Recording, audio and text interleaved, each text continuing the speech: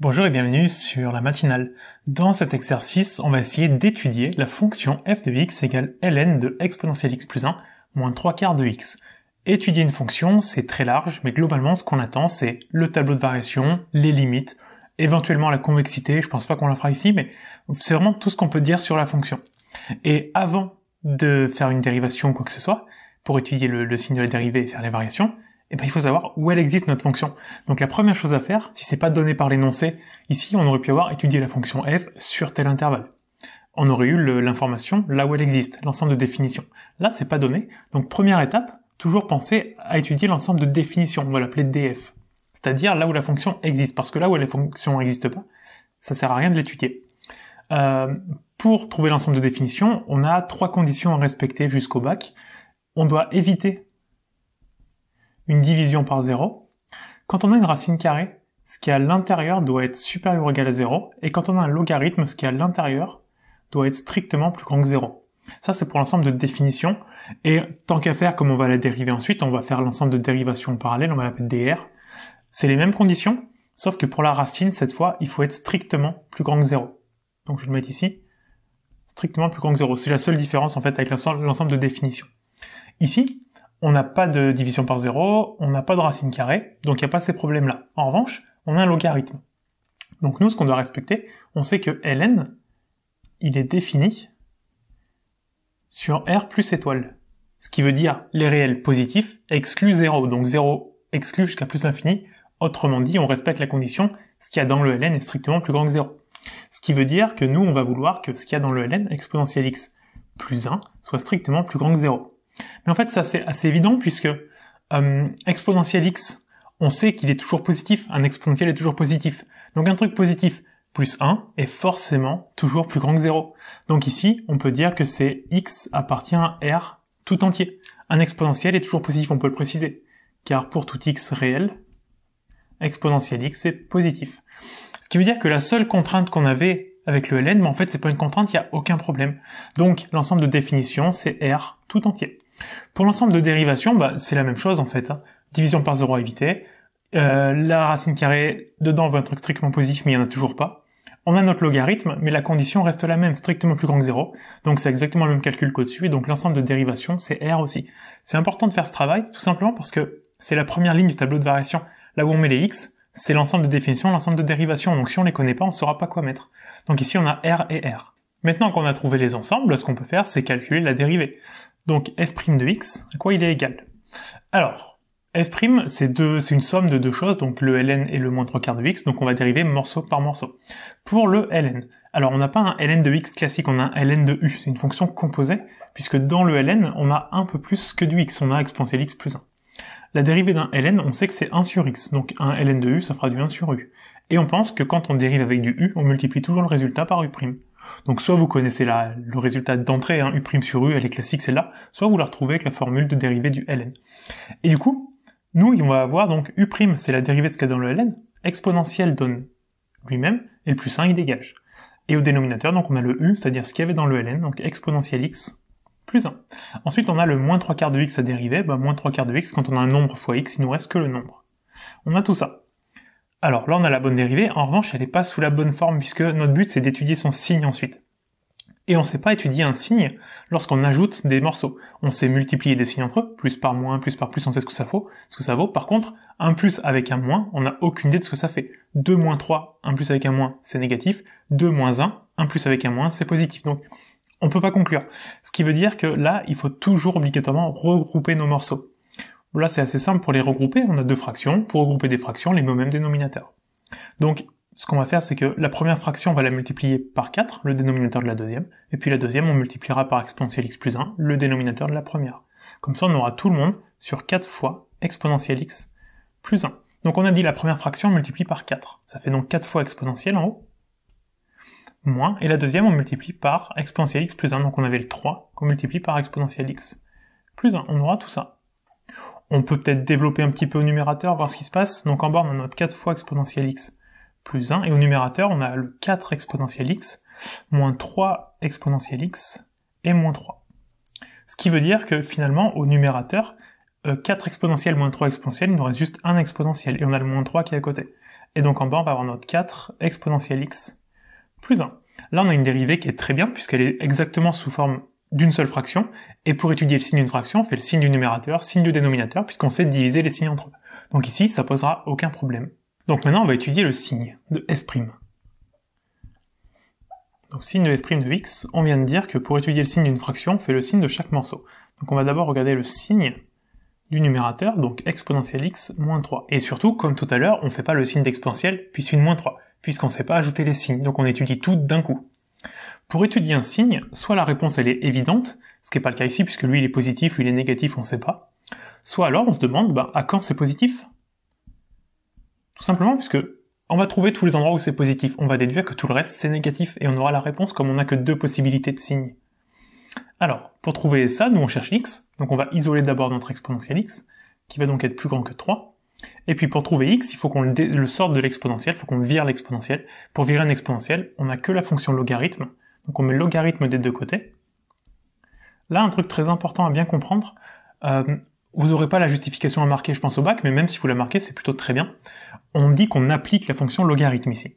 Le logarithme, on va la redessiner, elle ressemble à ça. C'est une fonction qui est strictement croissante. Lorsqu'on applique une fonction croissante, on conserve l'inégalité, donc le supérieur reste supérieur. Si on avait appliqué une fonction décroissante, comme la fonction inverse par exemple, on aurait inversé, et donc le supérieur serait devenu inférieur. On en arrive donc logarithme exponentiel. Lorsqu'on a un ln qui touche un exponentiel, les deux s'annulent. Il nous reste x, et à droite on a le logarithme de 3. Autrement dit, on vient de trouver que le numérateur il est positif lorsque x est plus grand qu'ln de 3. On en déduit que lorsque x est plus petit qu'ln de 3, c'est négatif. Il faut qu'on passe au dénominateur. Donc le signe de 4 exponentielle x plus 1. Là pour le coup, il n'y a pas d'étude à faire parce qu'il est évident le signe. 4 c'est positif. Exponentielle x toujours positif, exponentielle x plus 1 c'est forcément toujours positif, 1 positif fois 1 positif, c'est positif. Donc là, on va dire que c'est positif sur R, car exponentielle x strictement positif, on peut reconstruire la fonction. Donc exponentielle x plus 1 est forcément positif, et donc 4 fois exponentielle x plus 1 est forcément positif. 4 fois 1 positif, c'est forcément positif. Maintenant qu'on a le signe de tout le monde, ce qu'on va faire, c'est qu'on va construire notre tableau de signes. Petite parenthèse pour te parler de La Matinale, le programme que j'ai développé. C'est un programme qui permet d'apprendre, de comprendre et de réviser tout le programme de maths, de première et de terminale. Allez, viens avec moi, je vais te montrer comment La Matinale va t'aider à cartonner en maths au lycée et après. Dans chaque cours, tu auras accès à l'ensemble de mes vidéos pas à pas. Une vidéo d'explication du cours est suivie de nombreux exercices d'application où c'est à toi de jouer. La fiche résumée que tu trouveras en bas de chaque chapitre t'aidera à revoir l'essentiel en un coup d'œil. Et pour terminer, sous chaque vidéo, il y a un espace dans lequel tu peux me poser toutes tes questions, donc t'es vraiment jamais tout seul. Pour bénéficier de La Matinale, tu peux t'abonner soit sur un mois, soit sur un an. Et pour cette vidéo, je t'offre 10% de réduction grâce au code YouTube10. Voilà, je te souhaite d'en profiter et nous, on retourne à la vidéo. Et c'est là que c'est intéressant d'avoir fait l'étude de l'ensemble de définitions et de dérivations au début, puisque c'est ce qu'on va mettre sur la ligne du x. On a dit que c'était R tout entier. Alors on commence toujours par l'ensemble de dérivations, puisque la première chose qu'on va mettre, ça concerne f'. Et ensuite on a l'ensemble de définitions. Les deux sont généralement toujours les mêmes, à un détail près. Peut-être une valeur exclue en plus ou en moins l'un par rapport à l'autre. Ici ça veut dire que c'était R tout entier pour les deux, donc il n'y a pas de problème. Entre moins l'infini plus l'infini, on met les différentes valeurs qu'on a trouvées à l'étude du signe. On a trouvé ln de 3. Et pour le deuxième, on a dit que c'était toujours positif, ça change pas de signe, donc on a que ln de 3. Ensuite, notre fonction f', on l'a pas étudiée directement, on l'a fait en deux parties. Donc on a fait d'abord exponentielle x moins 3, puis ensuite 4 fois exponentielle x plus 1, qui ensuite nous donnera f' de x.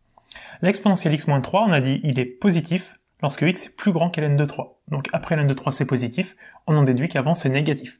Et le ln de 3, on l'a obtenu en étudiant l'exponentielle x moins 3, donc on met un 0 dessus.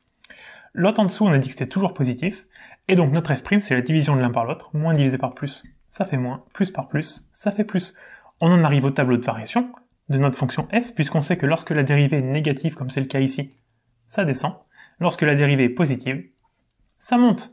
Il nous reste plus qu'à compléter au début et à la fin de chaque flèche, c'est-à-dire mettre les limites. Alors, sauf en ln de 3, bien sûr, mais en moins l'infini plus l'infini, c'est des endroits où on est, c'est un peu le no man's land, on connaît pas trop.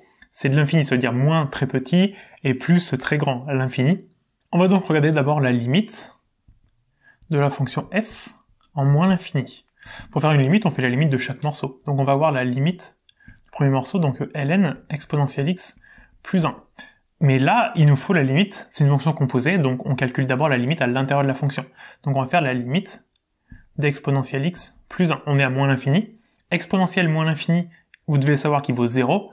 On peut le redessiner et le retrouver facilement. L'exponentielle ressemble à ça. Donc quand x est tout à gauche, à moins l'infini, notre fonction est au niveau du 0 ici verticalement. Donc ça vaut 0, plus 1, ça vaudra 1. Donc finalement, la limite d'exponentielle x plus 1, c'est égal à logarithme de 1. Et on est censé savoir qu'il vaut 0. Après, on a la deuxième partie à faire, la limite de moins 3/4 de x. Quand x vaut moins l'infini, moins par moins ça fera plus, et infini fois 3/4, ça fait infini. Donc finalement, par somme de limites, on ajoute les deux limites, le 0 et l'infini. La limite de f de x en moins l'infini, ça va être 0 plus infini plus infini. Ce qui est assez cohérent, puisque la flèche elle a l'air de venir d'en haut, donc c'est logique. Maintenant, on va regarder la limite en plus infini. Donc limite en plus infini, de f de x en plus infini. À nouveau, on va faire nos deux morceaux. Donc, pour la limite de gauche, alors on va faire un peu différemment, puisque à gauche, exponentielle x, il vaudra l'infini. Donc dans le ln, on a de l'infini. ln de l'infini, ça vaut l'infini. Et à côté, on aura 3/4 de l'infini, donc on aura infini moins infini, on a une forme indéterminée. Donc là, on a un petit problème. On va peut-être pouvoir essayer de simplifier un petit peu. Exponentielle x plus 1, on va le regarder séparément, lui. Exponentielle x plus 1, finalement, on peut l'écrire sous la forme exponentielle x, on factorise par celui qui est le plus fort. Facteur de 1 plus 1 sur exponentielle x. Et on sait que la limite de 1 sur exponentielle x, ça fait de l'1 sur infini, ça vaut 0. Donc finalement, la limite du ln exponentielle x plus 1, il nous reste uniquement ln d'exponentielle x. Le plus 1 a disparu, il ne sert absolument à rien, puisqu'ici, on l'a dit, il disparaît, donc il nous reste exponentielle fois 1. Et on sait que ln d'exponentielle x, ça vaut x. Donc finalement, on va la mettre ici, la limite de f de x en plus l'infini, on va avoir uniquement x pour la première partie, moins 3/4 de x. X, ça fait 1x, moins 3/4, il nous reste 1/4, donc on a 1/4 de x. Et donc, ce truc-là, lorsque x vaut plus l'infini fois 1/4, ça fait plus l'infini. Ce qui est cohérent aussi, puisque la flèche a l'air de bien remonter. Donc on est à plus l'infini. Il nous reste la valeur en ln de 3 à chercher. Donc là, c'est pas une limite, puisqu'on est carrément, on sait où on est en ln de 3. Donc là, on va faire une image, on va faire f de ln de 3. Ce qui va nous donner ln d'exponentielle ln de 3 plus 1 moins 3/4 ln de 3. Alors ici, on va pouvoir simplifier à l'intérieur du ln exponentielle ln de 3. Exponentielle et ln se touchent, donc il nous reste que 3. Et 3 plus 1, ça fait 4. Donc on aura ln de 4 moins 3/4 ln de 3. Et on peut pas faire grand chose de plus. Donc là, on va garder cette valeur-là, qu'on va mettre ici, on va mettre f de ln de 3. Sur votre copie, mettez ce résultat-là. Mais voilà. Et donc, on a un tableau de variation qui est assez complet. Et éventuellement, les questions qui peuvent venir après, c'est déterminer le nombre de solutions, par exemple, de f de x égale à 8. On sait qu'on part de moins l'infini, on part de plus l'infini, on descend jusqu'à cette valeur-là, alors il faudrait voir combien elle vaut, puis on remonte. Mais globalement, dès qu'on va devoir déterminer le nombre de solutions de f de x égale à quelque chose, on va faire le théorème des valeurs intermédiaires. Donc voilà, c'est une question qui peut venir après. Vous pouvez avoir aussi la convexité, enfin voilà, il y a plusieurs questions qui peuvent venir. Mais là, on a une étude de fonction qui est assez complète.